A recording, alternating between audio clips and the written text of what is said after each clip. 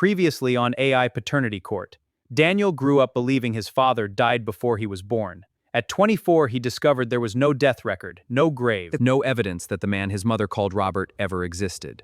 Today, Daniel learned the truth. His father, a man named Edward, has been alive his entire life. Edward?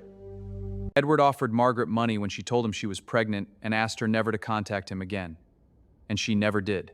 For 25 years, Daniel talked to a father who was not dead, who was simply gone. The DNA results are in the envelope. Judge Harris is about to read them. This is part 2 of AI Paternity Court Episode 5.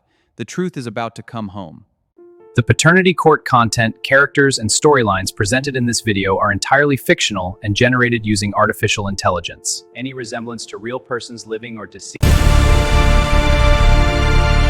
When we left off in part 1 of this case, I was about to read the results of the DNA test conducted on Daniel and Edward. I want to take a moment before I read these results to acknowledge something. Daniel, you have sat in this chair for the past hour with more composure and more dignity than most people twice your age could manage in a situation like this. Whatever these results say, and whatever happens in this room today, I want you to know that the courage it took to come here and ask this question is something you should be proud of for the rest of your life. Are you ready? Yes, Your Honor. I am ready. In the matter of the biological paternity of Daniel, 25 years old, the DNA results show Edward is Daniel's biological father with a probability of paternity of 99.99%. Complete silence in the courtroom for a very long time. Nobody moves. Nobody speaks. The weight of 25 years fills every inch of the room. Okay.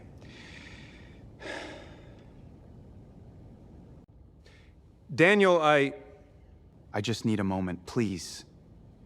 Just give me a moment.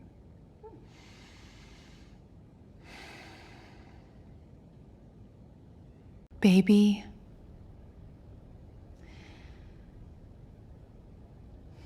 Take all the time you need, Daniel. This courtroom is not going anywhere. I have one question. Just one.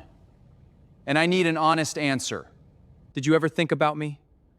In 25 years, did you ever once think about whether I existed, whether I was okay, whether I had everything I needed? Did you ever think about me at all? Yes, every day. I want to be honest with you because I think honesty is the only thing I can actually offer you right now, and I am going to give you all of it. When your mother told me she was pregnant, I panicked. I was a coward. I had a family I was hiding and a life I was protecting, and I chose that life over acknowledging that you existed. I gave your mother money, and I told myself that I had handled it, that it was resolved. That was what I called it in my mind, resolved. As if you were a problem to be managed rather than a person who was going to come into the world and grow up and need things. I told myself that story for a while. And then you were born. I did not know the exact date, but I knew it was around that time, and I could not stop thinking about it. About you, about what you looked like, about whether you were healthy, about who was taking care of you. I told myself it was not my place, that I had made my choices, that your mother had made hers. But the truth, the honest truth that I have never said out loud to anyone is that not a single year has gone by in 25 years where I did not think about you, where I did not feel the weight of what I chose. I do not expect you to forgive me. I am not asking for that. I do not think I have earned the right to ask for that. I just want you to know that you were never, not for a single day of your life, completely out of my mind. Whatever that is worth. It is worth something. I am not sure yet exactly what, but it is worth something. Daniel, I want to ask you something, and you do not have to answer it right now or even today. But what is it that you are hoping for from this? From finding Edward? From being here today? What do you actually want? Your Honor, I spent 25 years wanting a father who was dead.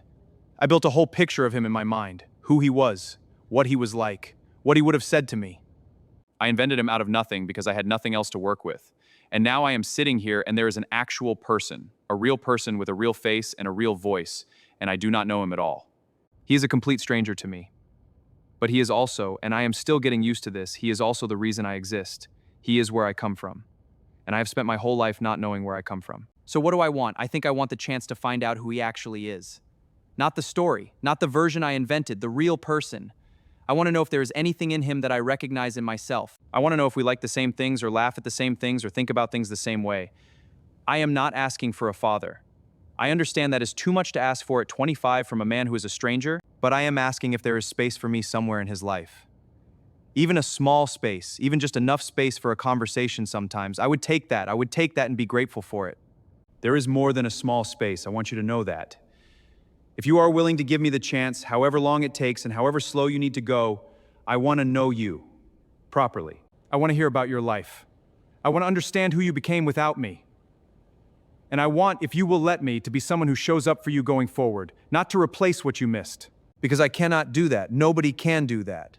But to be present, to be available, to try to be someone you can call if you need to, someone who picks up. Someone who picks up.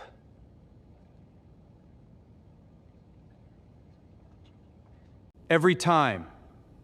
I promise you that. Margaret, I want to speak to you now. You have been sitting here for the past hours listening to your son learn the truth that you kept from him for 25 years. Is there anything you want to say to him? Daniel, I have said I am sorry so many times in the past few weeks since you started asking questions that the words have started to feel small and insufficient. And sitting here today, watching you handle all of this with more grace than I ever showed in making the original decision, I am finding that sorry is still the only word I have. What I did was wrong. I know that. I've always known that. I told myself I was protecting you, and maybe there was some small truth in that. But there was also something else in it. There was fear. And there was pride. And there was a version of me that did not want to share you, even with the truth. You were mine. You were the only good thing that came out of that whole painful time. And I wrapped a story around you to keep you close and keep things simple, and I did not think enough about what it would mean for you when you were not small anymore. When you became a man who needed to know where he came from, I am sorry, Daniel. I am more sorry than I know how to show you. And I understand completely if you need time and space to process all of this. I will be here. I have always been here. And whatever you need from me going forward, whatever shape that takes, I am here for it. Mama, you raised me by yourself. You worked 2 jobs when I was in secondary school so I could go on the school trip to London. You sat at the kitchen table with me every night until I understood my mathematics, even though you told me yourself you were never good at mathematics. You were at every single thing I ever did that mattered. Every single one. You made a mistake, a big one, a mistake that cost me something real, and I am going to need some time to sit with that. But you are my mother. That is not going to change because of what happened in this courtroom today. The truth is always better than a beautiful story. I love you, Mama. That is the truth, too.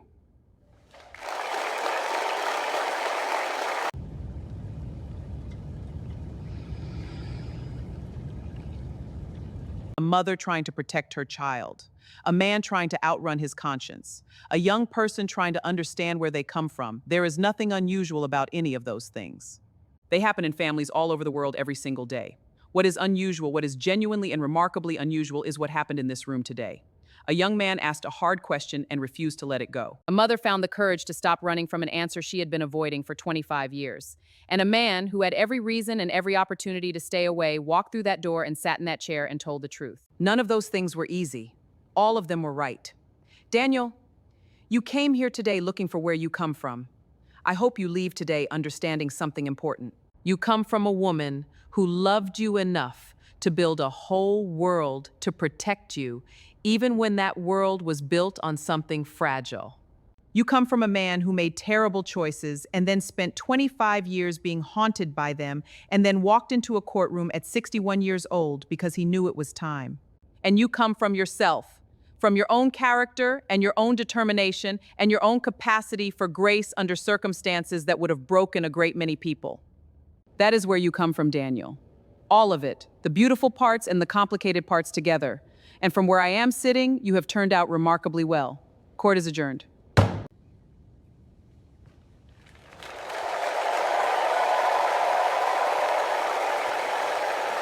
After the courtroom, Daniel and Edward meet for coffee.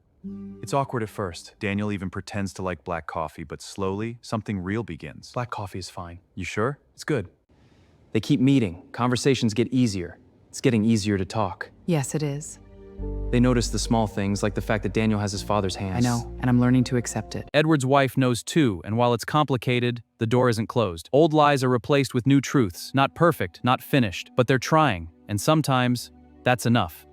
This has been AI Paternity Court. Subscribe right now because next week we have a story that starts with a lottery ticket, involves 3 very surprised half-siblings, and ends in a way that nobody, not even Judge Harris, could have seen coming. We will see you in court. Hit that subscribe button and come back next week for another explosive case.